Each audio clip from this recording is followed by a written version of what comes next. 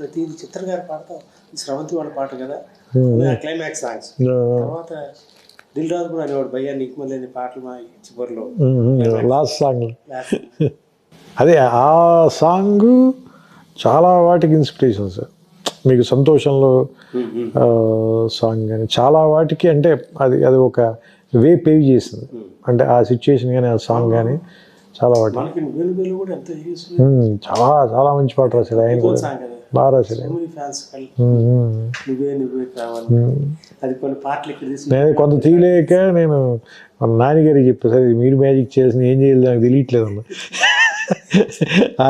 ఆయన రాసినంత బాగా తీయలేదు, నాకు అర్థమవుతుంది, అది మీరు కొంచెం పని చేయాలి దీంట్లో అంటే, సార్ నాకు వదిలిపెట్టండి అన్నది. అదే ఎక్కువ రోజులు ఎడిట్ చేశాడు ఆయన ఆ సాంగ్. అంటే స్రవంతి అంటే పాటలు కదా బేసిక్గా, అది సినిమా అది యాక్చువల్గా.